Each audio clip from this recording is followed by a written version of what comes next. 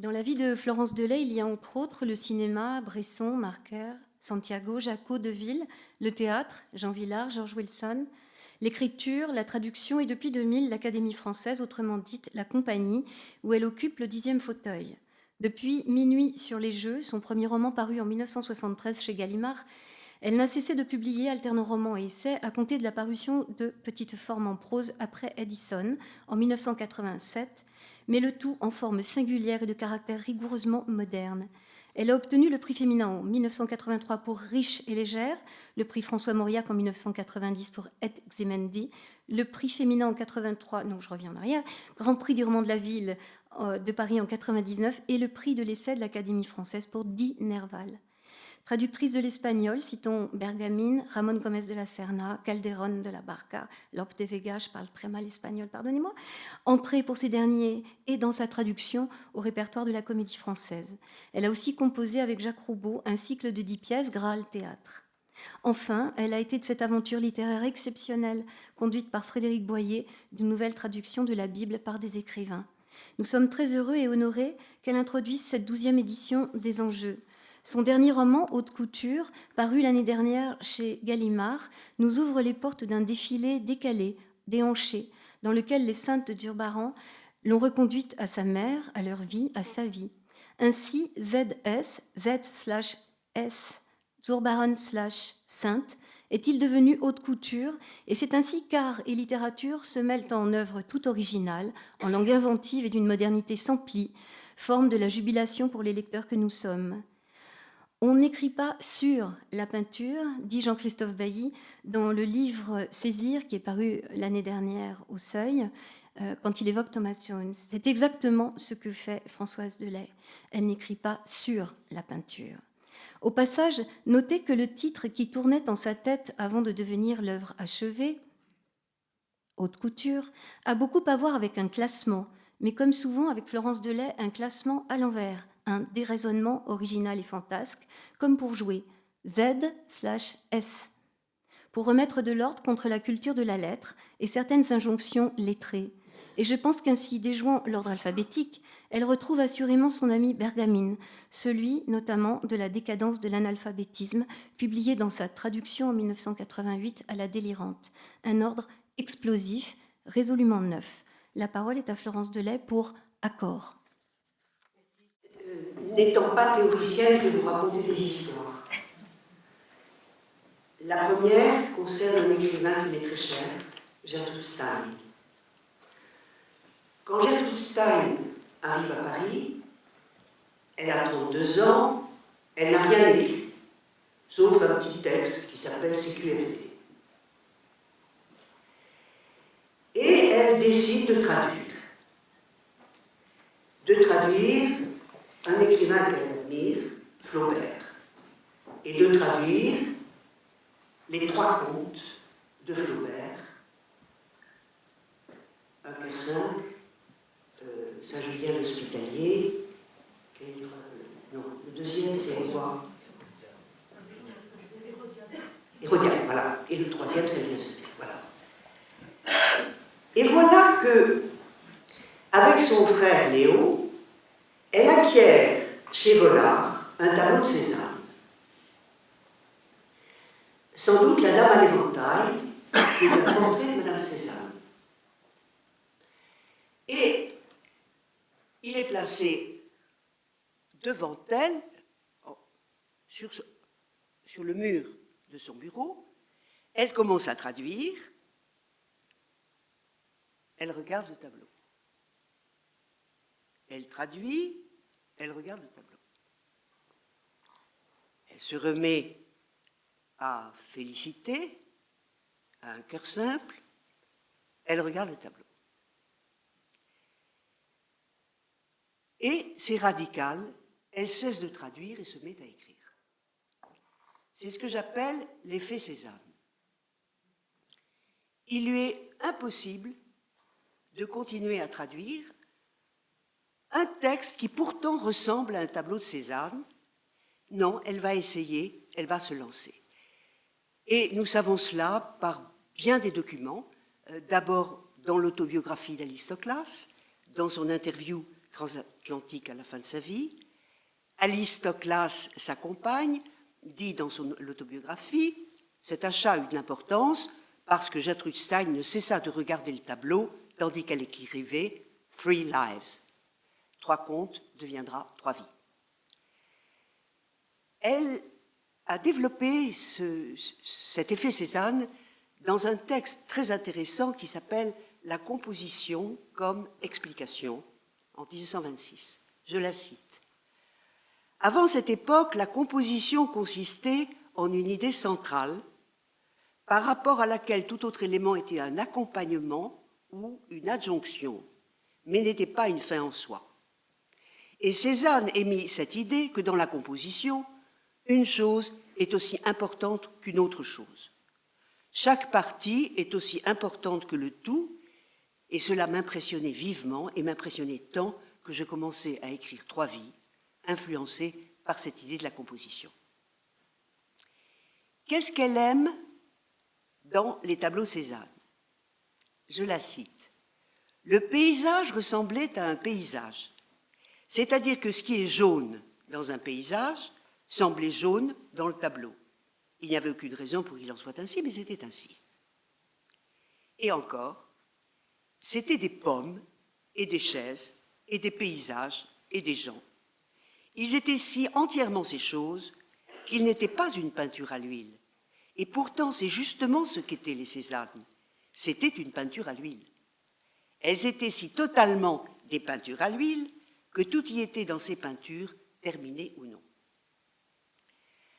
Voilà dans son style inimitable, mais je ne vous ferai pas le cadeau de vous lire son portrait de Cézanne, ni non plus son portrait de Picasso, puisque après à l'effet Cézanne succéda l'effet Picasso. Qu'est-ce qu'elle trouve de parallèle entre l'art de la composition selon Cézanne et Flaubert? Eh bien, c'est que Flaubert, de son côté, met tout à égalité. Description, détails, vêtements, dialogue, tout prend une valeur essentielle dans et par l'écriture, comme finalement Cézanne dans le tableau. Prenons le dernier des 3 contes. D'où vient ce conte intitulé Légende de Saint-Julien l'Hospitalier? Il vient d'un vitrail. C'est un vitrail qui a dicté à Flaubert ce conte, un grand vitrail dans la cathédrale de Rouen, qu'il a connu dès l'enfance. C'est un vitrail qu'il a beaucoup regardé depuis sa jeunesse. Et en fait, il a commencé à vouloir l'écrire très tôt. Les circonstances sont les suivantes. À 22 ans, il a sa grande crise nerveuse sur la route, sa première grande crise d'épilepsie. Il abandonne ses études, il vit chez son père, chirurgien-chef de l'Hôtel-Dieu de Rouen, et son ami, Maxime Ducamp, vient le chercher pour le promener un peu, et à Caudebec en Caux, il voit la statuette de Saint-Julien et brusquement revient le vitrail. Ce vitrail a été décrit en long en large par Hyacinthe Langlois, graveur, maître de dessin de Flaubert. Dans son essai descriptif essai historique et descriptif sur la peinture sur verre. Et en fait, Flaubert, qui reprendra à plusieurs reprises ce projet, mais qui le mènera bien qu'à la fin de sa vie, va reprendre la description de son maître Hyacinthe Langlois.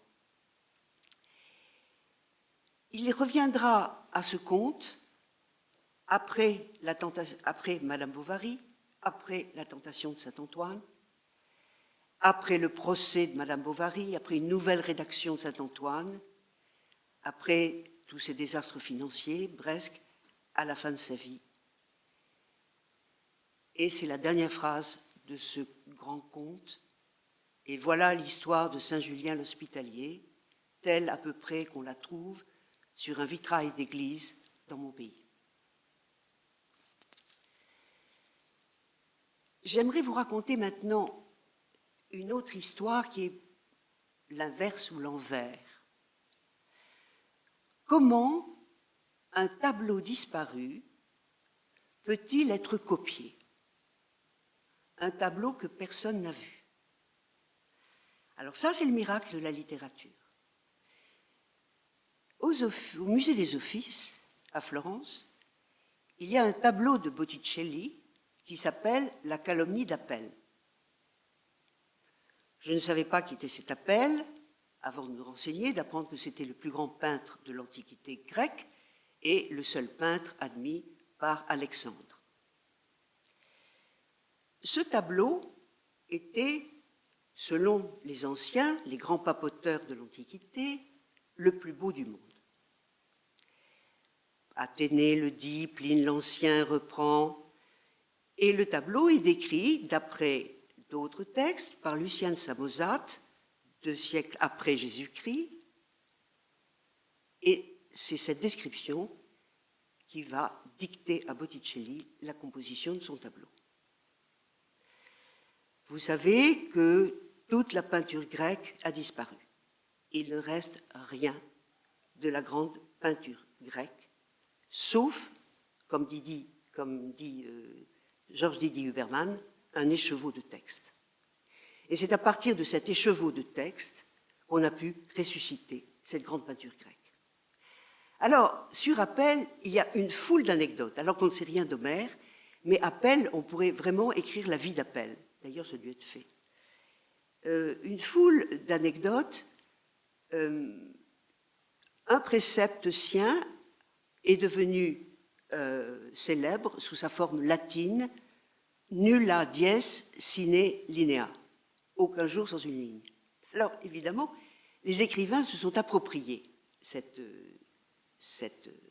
ordre, cet impératif.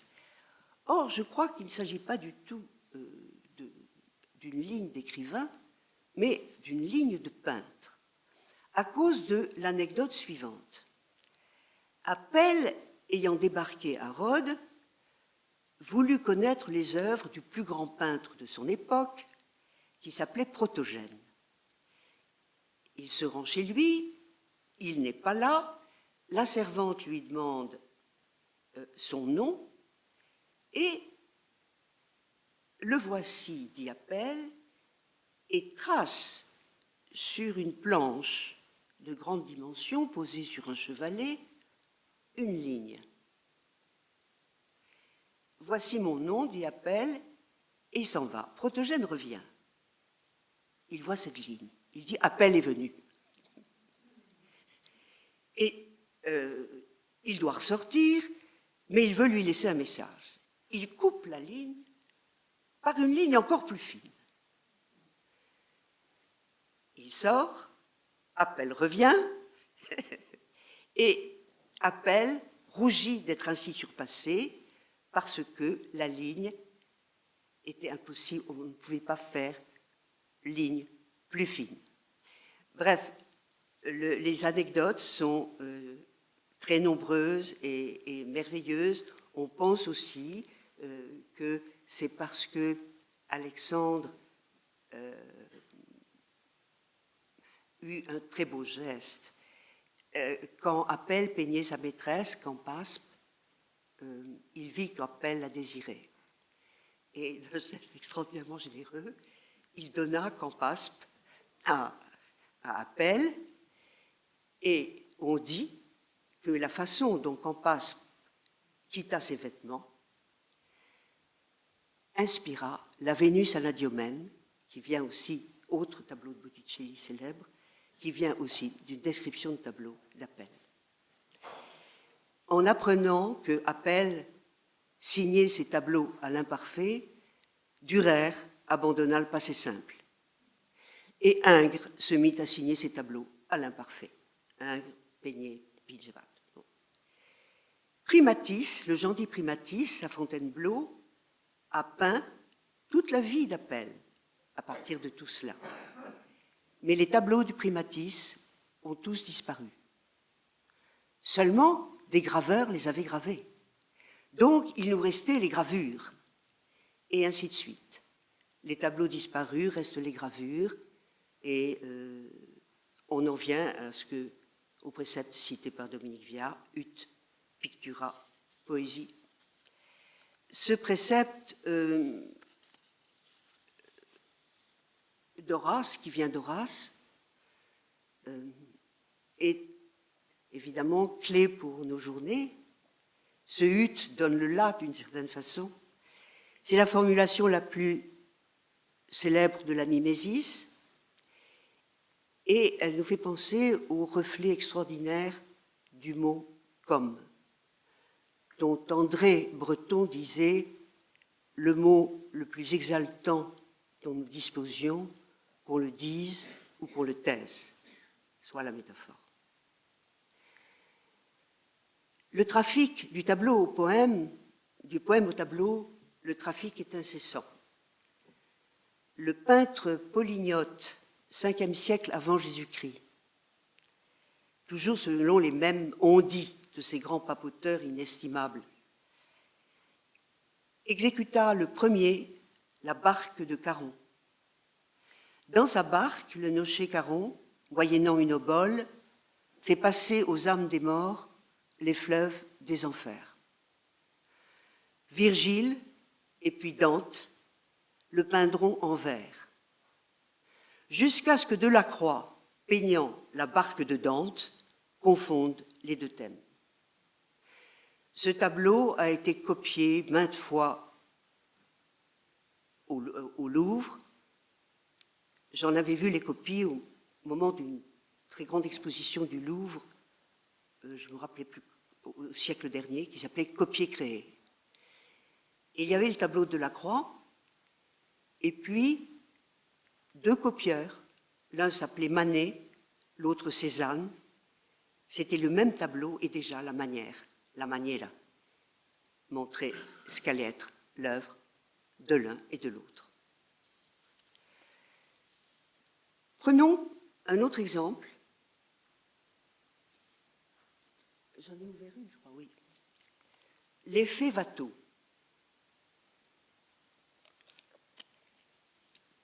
Au Louvre et l'embarquement pour Cythère. Titre exact, pèlerinage à l'île de Cythère. Cythère est une île grecque, au nord-ouest de la Crète selon Hérodote, dite Cythère, soit île enchantée de la déesse Aphrodite, surnommée parfois la Cythéréenne. L'embarquement pour Cythère va inspirer Nerval, Gautier, Baudelaire, Verlaine. Dans une nouvelle des Filles du Feu, Nerval n'hésite pas à déménager l'île du côté de Senlis, parce que ça l'arrange. Le voyage à Cythère, je cite Nerval, le voyage à Cythère de Watteau a été conçu dans les brumes transparentes et colorées de ce pays. C'est une Cythère calquée sur quelques îlots de ses étangs créés par les débordements de l'Oise et de l'Aisne. Au chapitre 4 de Sylvie, le narrateur assiste à la fête patronale de Loisy et nous revenons à Watteau. La traversée du lac avait été imaginée peut-être pour rappeler le voyage à Cythère de Watteau. Nos costumes modernes dérangeaient seuls l'illusion.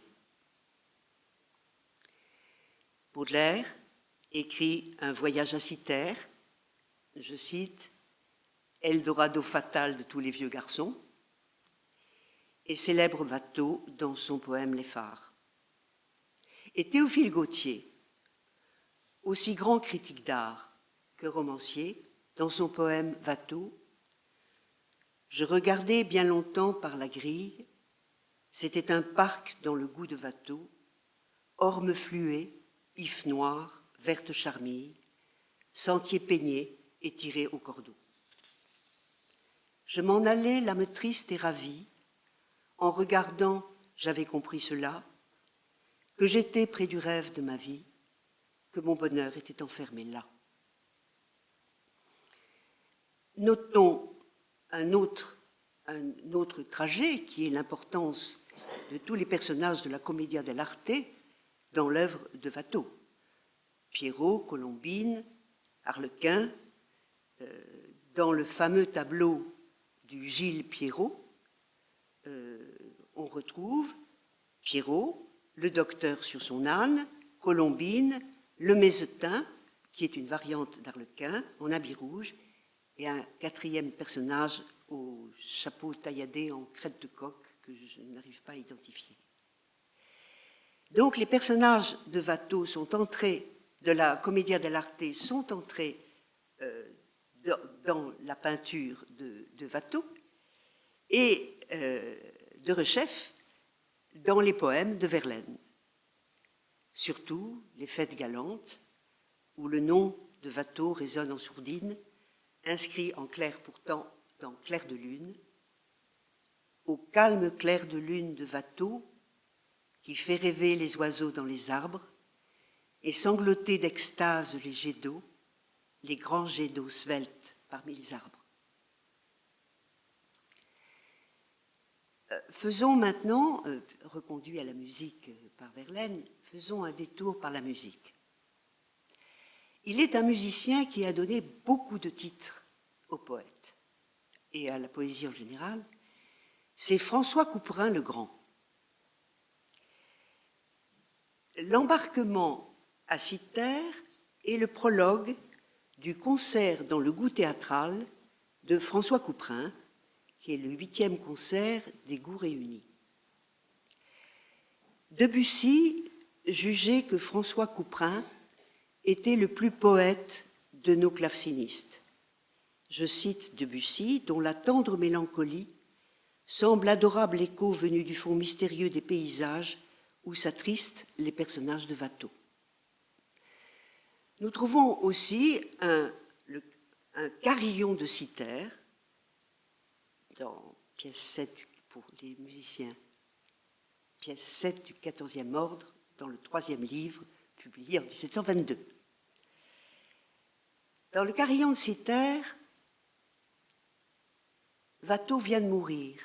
On dirait que François Couperin pense à cette mort. Et il rejoint les ombres errantes évoquées dans une autre pièce de clavecin. Les ombres errantes ont donné un titre à Pascal Quignard. Beaucoup d'ombres errantes traversent son œuvre. Je songe en particulier à Madame de Sainte-Colombe dans Tous les matins du monde. Les ombres errantes deviendra le premier volume du Dernier Royaume. Sans doute Quignard est un des plus musiciens de nos écrivains. Mais chez Couperin, le goût du mystère, comme en témoignent des pièces comme La Ténébreuse Allemande ou encore Les Barricades mystérieuses, ont donné des titres à des recueils de poésie. Les Barricades mystérieuses, tel est le titre d'un recueil poétique de Maurice Blanchard en 1937 et du recueil publié en 1947 par un poète de 20 ans, Olivier Laronde. Voilà, donc nous allons découvrir beaucoup de trajectoires pendant ces quelques jours. Je pense par exemple à la population de peintres dans l'œuvre de Michon. La présence des peintres est très très impressionnante. Van Gogh dans la vie de Joseph Roulin, Goya, Watteau et Piero della Francesca dans les 3 récits de Maître et Serviteur, Le Lorrain dans Le Roi du Bois, sans oublier bien sûr François-Élie Corentin, le Tiepolo de la Terreur, personnage central des 11. Mais peut-on dire que ces peintres eurent une influence sur le style de l'écrivain, comme Cézanne sur Stein? Je ne le pense pas. Quelques exemples d'art qui, grâce à des livres, ont été revécus. Je pense à la danse. La danse pour Pierre Lartigue. Je rappelle cette œuvre merveilleuse, L'art de la pointe, Léger légère, ou La jolie morte, puisque finalement, une robe de mariée fut à l'origine du tutu. ou l'Inde aux pieds nus dans tous ses voyages, l'article a cherché la danse. L'architecture, pour Laurence Gosset, dans ce livre extraordinaire qui s'appelle La Grande Arche, où elle ressuscite la figure de Johann Otto von Spreckelsen. Le cinéma, un peu partout. D'abord dans l'œuvre des Schnoz, côté, je dirais, montage et prise de vue, angle de vue. Tous ces romans sont filmés, a-t-il dit un jour. Le dessin, pour Frédéric Pajac, mais restons au cinéma, Pierre Alféry, pour Ciné-Poème, film parlant, Didier Blonde pour les films muets. Bref, toutes les formes du cinéma sont là. La photographie, pour beaucoup, dont Suzanne Noppelt, le jazz, le blues, la chanson française, le slam, et même un aspect très particulier du théâtre, la diction baroque qu'affectionne Eugene Green. Bon, on m'a demandé de parler de Moa, Moa, Croa, Croa, comme dirait Jacques Roubaud. J'ai l'impression d'avoir été toujours sous influence. Ça a commencé par mon lycée, mais j'ai été influencée surtout par des écrivains, mais également, pour certains de mes livres, par d'autres choses, comme par l'art des jardins, que j'ai beaucoup étudié pour m'aider dans la composition d'un livre, d'un roman qui s'appelait Course d'amour pendant le deuil. Très directement, deux livres sont vraiment dépendent de la peinture. Le premier, c'est Il me semble, mesdames, qui se passe dans le château de Fontainebleau et qui est une louange de l'école de Fontainebleau, de ses peintres, de ses sculpteurs, et de cette manière que les Français ont beaucoup de mal à ne pas traduire par maniérer, et qui est pour moi un des plus beaux styles. Et alors, pour traiter l'école de Fontainebleau, j'ai copié un autre écrivain. Enfin, j'ai essayé de l'imiter, parce que je crois beaucoup à la copie et à l'imitation. C'est Marguerite de Navarre. C'est Marguerite de Navarre qui, dans son livre, l'Hexaméron, l'Heptaméron, l'autre, bon, dans l'Heptaméron, puisqu'elle est morte avant de l'avoir terminé, dit très souvent « il me semble, mesdames ». Alors, j'ai écrit le livre grâce à cette formule. Il me semble, mesdames, que. Donc, Marguerite de Navarre m'a beaucoup aidée à parler de toutes les femmes de Fontainebleau. Et puis ensuite, directement inspiré par la peinture, le dernier, haute couture.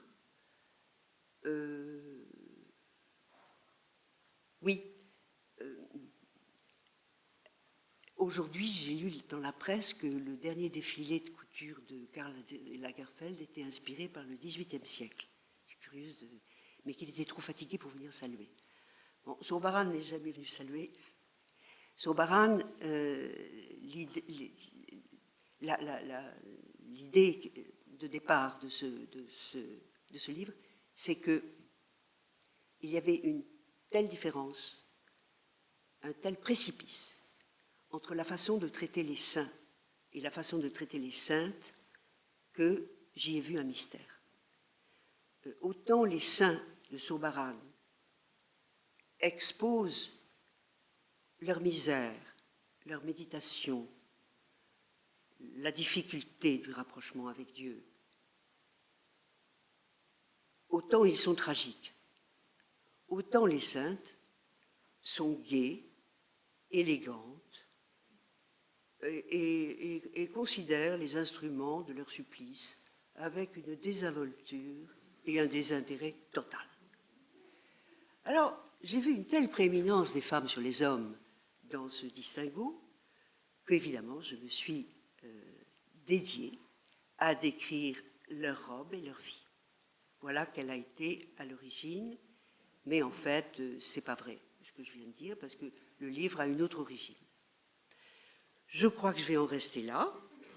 Et je ne voudrais pas... je voudrais juste signaler que quand même, Zurbarán et Balenciaga sont basques, que le Pays basque compte beaucoup pour moi, et que c'est le pays d'Ignace de Loyola également, sur lequel je n'écrirai pas.